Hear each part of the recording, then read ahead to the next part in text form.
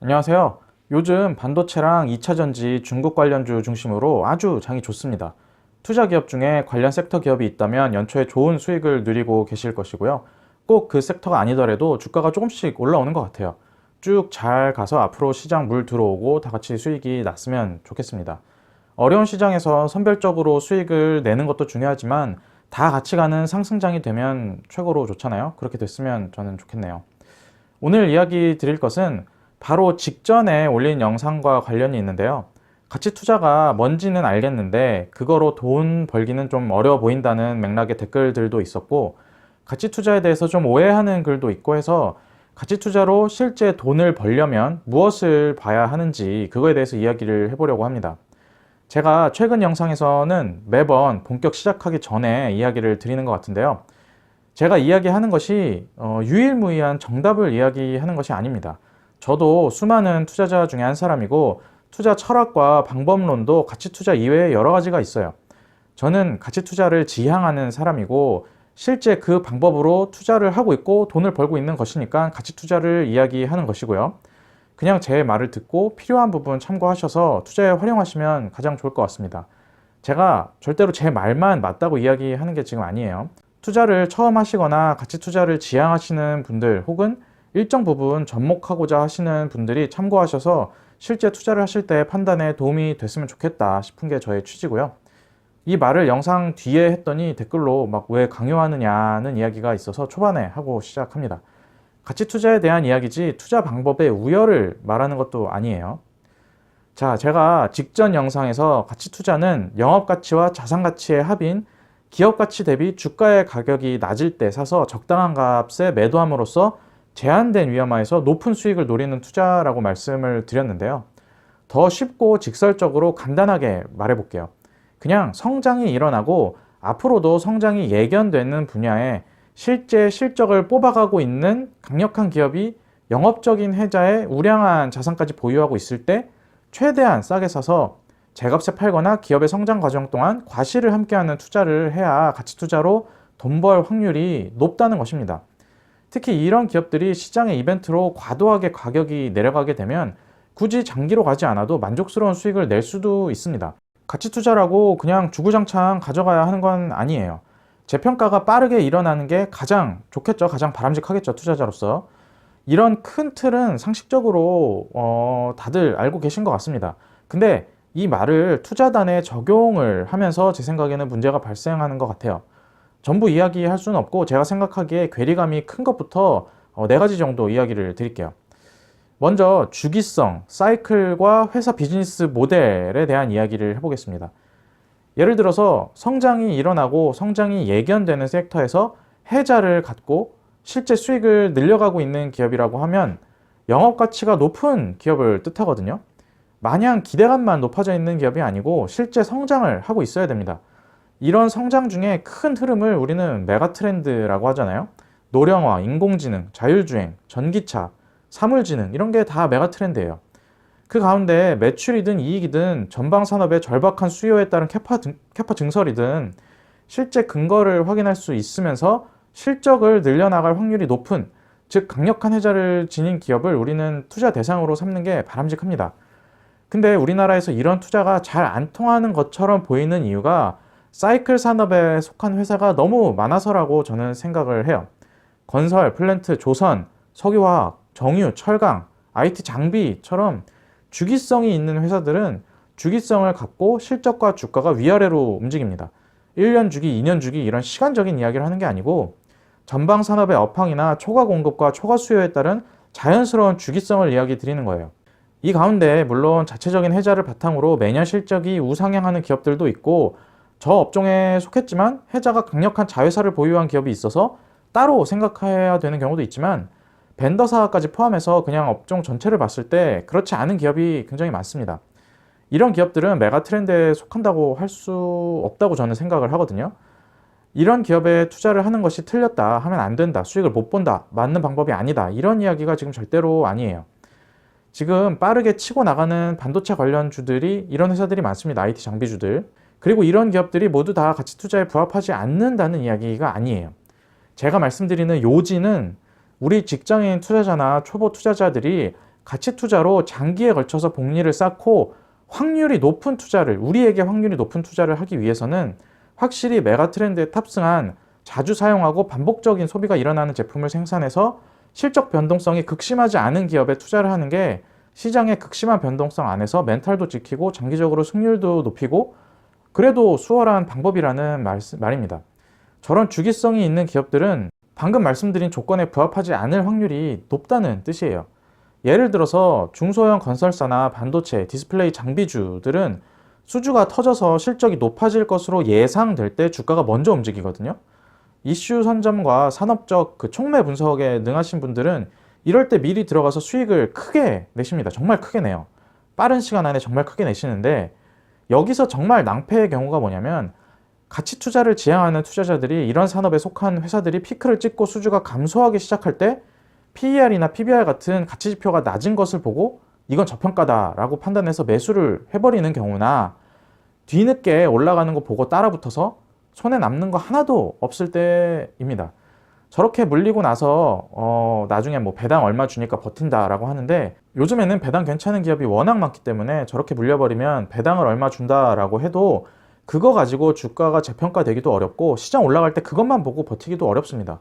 수주가 빠르게 회복되면 사이클이 짧아지면서 주가도 다행스럽게 회복될 수도 있겠지만 그렇지 않고 다운턴이 길어지거나 산업 자체의 속성이 바뀌어 버리게 되면 주가가 올라가면서 저평가가 회복되는 게 아니고 주가는 내려가고 기업 수익성은 악화되어 가치 지표가 높아지면서 그냥 저평가가 없어져 버리기도 하거든요. 이런 기업들은 사이클 하강기에 주가도 빠르게 빠집니다. 이러면 정말 힘든 경우예요. 가치 투자를 하실 때 그냥 단기 순이익이 얼마고 지표가 얼마고 현금 보유 얼마에 배당 얼마 주는데 주가는 이렇게 낮으니까 저평가다라는 어떻게 보면 너무 단순한 프로세스로 투자를 결정하지 마시고 꼭 산업과 회사의 미래에 대해서 고민을 해보고 투자 대상을 뽑아내셨으면 좋겠어요. 수치보다 중요한 것이 그 회사가 영위하고 있는 사업의 비즈니스 모델이거든요. 정말 중요합니다. 비즈니스 모델을 꼭 생각해 보시고 투자 대상을 선정해 보셨으면 좋겠어요. 이 비즈니스 모델, 그러니까 BM이 해자의 유무 뭐 이런 거랑 실적의 성장 가능성에도 영향을 굉장히 많이 주기 때문에 꼭 BM이 가치 투자에 적합한지를 고려해 보셔야 됩니다. 저 또한 이런 부분에서 실수를 종종 하기 때문에 투자 결정을 내리기 전에 정말 많은 신경을 쓰고 있어요. 그리고 두 번째로 말씀드리고 싶은 것이 촉매입니다. 촉매. 주가 상승의 촉매, 카탈리스트라고 하죠. 변화 기폭제를 얘기 드리는 거예요. 주가 방향의 지속성에 집중하는 그 모멘텀이랑은 좀 다른 얘기입니다. 우리가 아무리 가치 투자를 지향한다고 하더라도 주가가 오르는 기간이 너무 길어지면 정신적으로 굉장히 이겨내기 어렵습니다. 그래서 가치 투자 철학을 가지고 종목 풀을 뽑아낸 뒤에 산업이나 기업적으로 성장 촉매가 있는 분야에 우선순위를 두고 투자를 하는 게 더 좋은 방법이라고 저는 생각을 하거든요. 일반적인 모멘텀을 보는 것이랑은 좀 달라요. 예를 들어서 제가 지난 여름에 반도체 업체에 대한 투자 비중을 대폭 늘릴 때 블로그에도 적었듯이 어떤 생각이었냐면 단순히 반도체를 사이클로 볼 수도 있지만 앞으로 다가올 그 자율주행, 사물인터넷, 사물지능, 인공지능, 무인화, 도시명 항공 모바일리티 이런 것 등등을 봤을 때 폭발적으로 증가할 반도체, 시스템 반도체, 센서, 통신장비 수요 등을 보면 더 이상 이게 사이클 산업이라고 보기 어렵고 성장 산업에 속한 기업이라고 판단을 했거든요. 그리고 세계 그 누구보다 강력한 해자를 바탕으로 저 분야를 가장 잘 할 수 있는 기업들이 대한민국에 굉장히 많다고 생각을 했어요. 그래서 많은 기업 중에 그런 기업들을 선택을 해서 하락장에 매수를 했던 거고요. 당장 촉매가 터지지 않더라도 분명히 다가올 것이라고 생각을 했습니다. 이런 메가 트렌드적인 촉매는 정말 많아요. 노령화에 따른 산업 구조 변경도 정말 많고요. 산업적인 촉매 말고도 기업 자체적인 촉매도 많습니다. 불용자산을 처분하고 부진한 사업을 구조조정해서 수익과 성장성이 출중한 사업 중심으로 재편하고 기업의 체력과 구조를 아예 탈바꿈한 회사도 많고요. 자산 가치가 높은 회사가 경영진이 바뀌면서 그 자산을 적극적으로 활용하여 이익을 늘리든지 주주환원 정책을 대폭 개선하는 경우도 있고요. 가치 투자라고 꼭 완전히 소외된 기업을 사서 한 기업만 막 10년, 20년 들고 가는 것만 가치 투자는 아니거든요. 촉매에 대해서 한번 꼭 생각을 해보셨으면 좋겠습니다. 그리고 제가 방금 반도체 이야기를 드렸는데 그걸 지금 와서 사라고 지금 이야기 드리는 게 아니에요. 이미 많이 올랐고 반도체가 아니라도 시장에 싸고 좋은 종목이 지금 많습니다. 지금 다 반도체가 답인 것처럼 말하는데 반도체라는 제품이 이 제품만 놓고 봤을 때 답인 건 맞고 앞으로 반도체 회사들이 돈을 더 벌 것 같긴 한데 그래서 그게 이미 주가에 상당히 반영이 빠르게 됐습니다. 몇 개월 만에. 매도 매수 추천이 아니니까 스스로 잘 판단을 해보시기 바라고요. 지금 와서 급하다고 그런데 막 몰빵 치지 마시고 항상 위치 판단을 해보시기 바랍니다. 세 번째로 말씀드릴 거는 고정관념에 대한 거예요. 대표적인 고정관념이 가치 투자는 시장에서 소외받는 중소기업을 사는 것이다 라는 생각이에요. 저는 굉장히 큰 고정관념이라고 생각을 합니다. 그것보다는 내가 이해할 수 있고 아주 단순하고 명확한 사업 구조를 보유하고 있고 그 사업이 혜자를 바탕으로 성장하고 있다면, 그리고 그게 반복적인 소비를 통해 사이클에 따른 극심한 실적 변화를 걱정하지 않아도 되는 분야라면 대기업이든 중소기업이든 중견기업이든 상관없이 투자 대상이 될 수 있다고 저는 봅니다.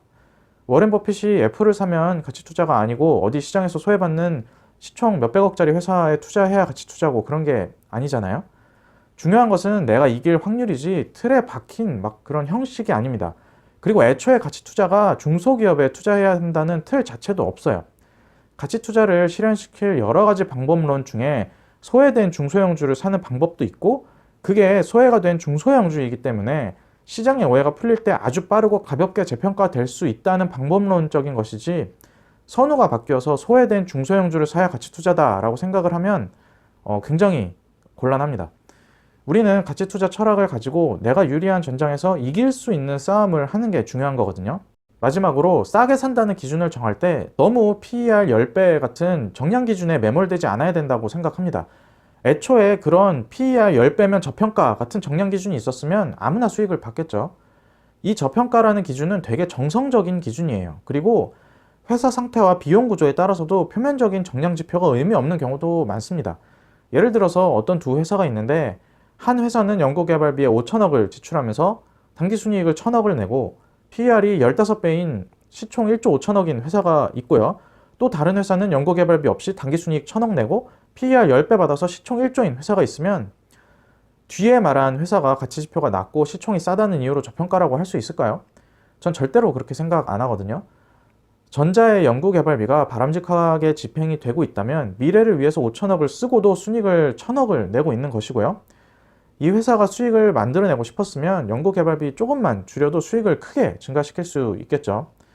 그리고 전자는 수익을 뽑을 수 있는데도 미래를 위해 투자하는 경우고 후자는 그냥 그 1천억 수익 그게 전부인 회사예요. 가치지표가 높긴 하지만 전자의 경우가 연구개발에서 성과를 내기 시작하면 지금의 PER 15배는 순식간에 과거가 될 수도 있고요. 전자의 경우가 한참 성장기에 아마존 같은 기업을 아주 단순화시킨 예입니다. 절대 지표만 가지고 싸다 비싸다를 평가할 수 없어요. 그리고 어떤 게 적정 매출이다, 적정 당기순이익이다 이런 거를 평가할 수도 없고요. 이 부분은 어쩔 수 없습니다. 기업을 많이 보고 산업 많이 보면서 시행착오 겪어보고 성공 사례도 쌓아가고 그러면서 점차 개념이 생기는 것이라고 생각을 해요. 저도 그래서 더 나은 판단 기준을 위해서 지금도 노력 중이고요. 가치 투자는 고리타분하고 오래되고 따라하기 어려운 것이 절대로 아닙니다. 오히려 실제적이고 단순하고 견고하고 따라하기 쉬워요.